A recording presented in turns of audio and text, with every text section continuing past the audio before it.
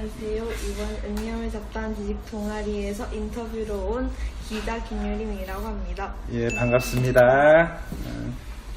첫 번째 질문으로 바로 들어가도록 하겠습니다. 예. 김포시장에 지원하게 된 계기가 무엇인가요? 김포라는 곳이 이제 한 40만 정도 인구가 좀 사는 곳인데, 우리나라에 대통령이 있잖아요. 근데 대통령이 이 전국의 구석구석 살림을 다 맡아 할 수가 없어요. 그래서 이제 각 지역에서 자체적으로 할 수 있는 그런 살림살이를 우리가 보통 이제 지방자치라고 얘기하거든요. 이제 지방자치 제도가 이제 20년이 훨씬 넘었는데도 아직까지 우리나라에서 제대로 이루어지지 못하는 부분들. 이제 그러다 보니까 이제 김포시도 이제 김포시장님이 여러 번 바뀌셨는데, 바뀔 때마다 혼란이 오고, 그리고 시민들의 불만도 굉장히 높고, 특히 이제 김포 같은 경우는 개발 과정이 있다 보니까 교육 문제하고 교통 문제에 대한 굉장히 어떤 불만이나 민원들이 좀 많아요. 그래서 이런 부분들은 개선해 보고자, 그리고 시민들의 삶의 질을 한 단계 높여서, 특히 청소년들이 나름대로 청소년기에 자라나서 내가 김포시에서 나름대로의 젊은 시절을 보냈다, 이런 것들을 즐겁게 회상할 수 있게끔, 나 김포 살았는데 그냥 너무 머리 아프고 굉장히 골치 아파 이런 게 아닌, 난 김포시에서 학창시를 보내서 너무 이렇게 오늘날에 내가 됐다, 이런 자부심을 가질 수 있는 도시를 만들고자 하는 좀 꿈이 좀 있습니다. 그래서 한번 지원해 봤었고, 개인적으로는 시의원을 좀 8년 동안 했었어요. 근데 이제 국회에도 이제 나라에도 대통령이 있고 국회가 있듯이 이제 김포시도 시장이 있고 시의회가 있는데, 시의원들이 권한이 좀 한정돼 있어요. 그래서 비판만 하고 이거 실제 대안으로 이끌어가는 데는 굉장히 한계가 있다 보니까 이젠 비판을 뛰어넘는 실제 행정의 좀 담당자가 돼서 지역 발전을 이끌어보고 싶다는 그런 좀 개인적인 어떤 그 열정도 좀 바탕이 될 거예요.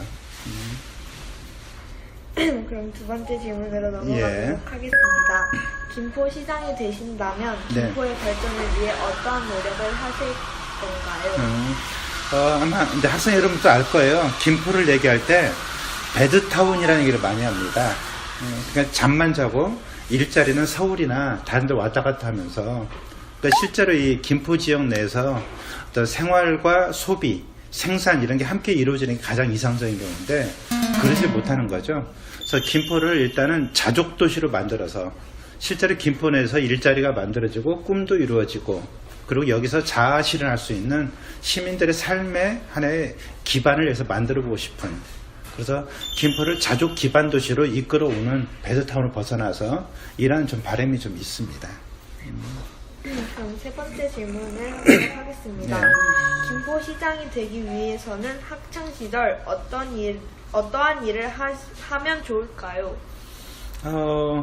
글쎄, 이제 우리나라 선생님은 어렸을 때 친구들이 보통 물어보면은 뭐 대통령, 의사, 장군, 무슨 변호사, 이런 사자들하고 참 많았었거든요. 근데 요즘에 와서는 이제 학교 가서 가끔 가다가 이제 진로 강의를 하다 보면은 꿈이 굉장히 좀 다양해져 있더라고요.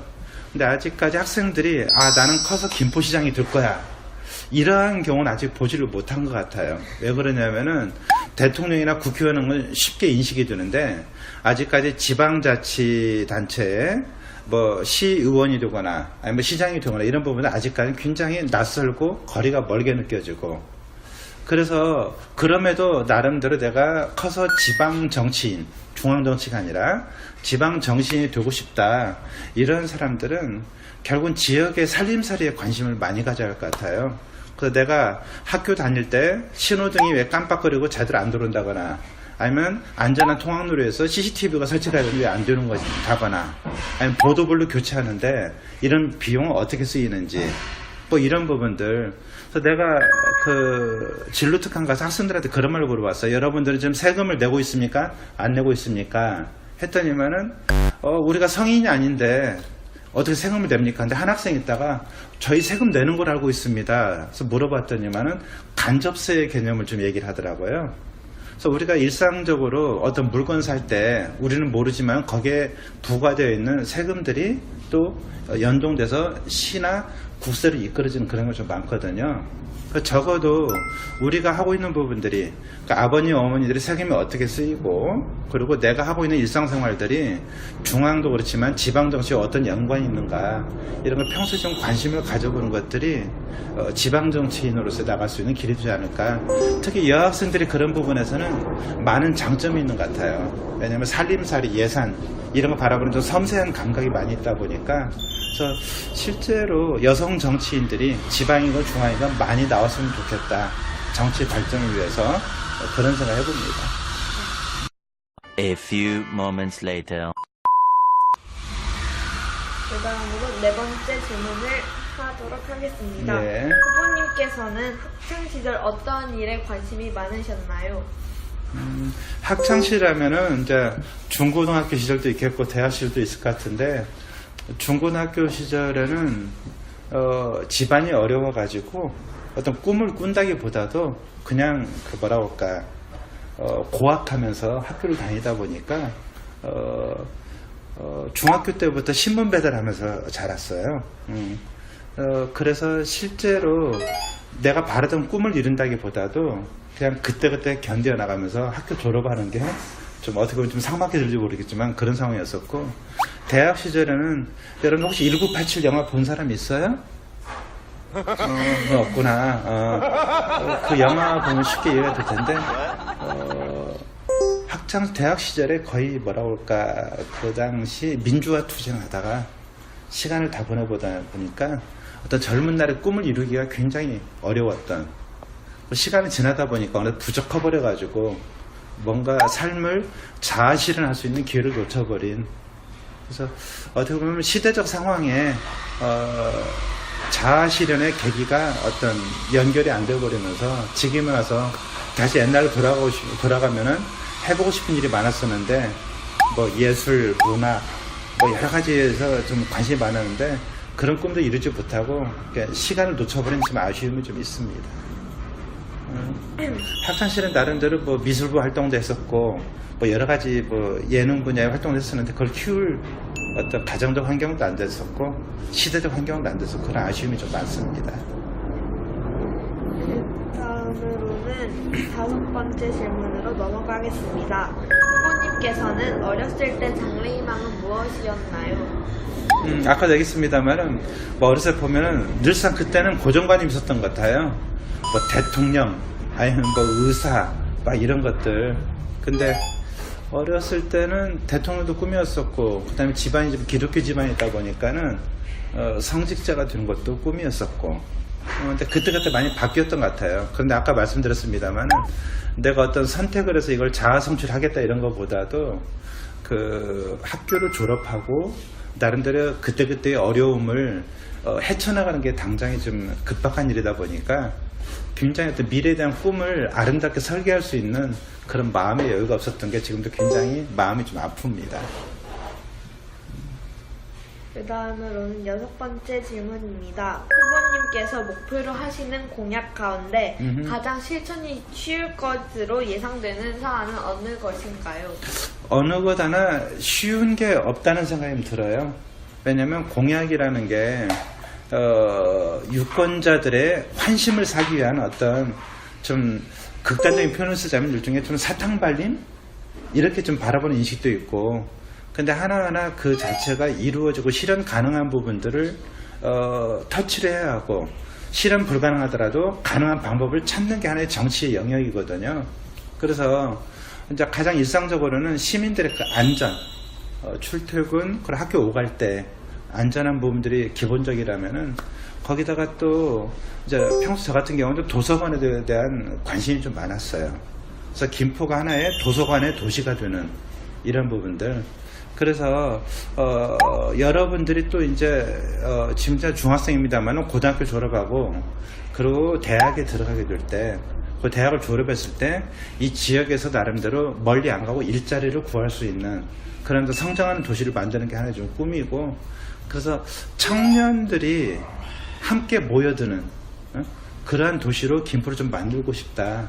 그래서 굳이 홍대나 아니 뭐 일산 뭐 라페시드라 가거나 아니 뭐 부평역 가거나 이러면서 그 속에서 문화 소비 생활을 하는 게 아닌 김포에서 어떤 문화적인 어떤 소비 생활을 할 수 있는 그런 기반을 마련하는 게 좀 꿈인데 이루어지는 부분들은 어느 것 하나 쉬운 게 없습니다.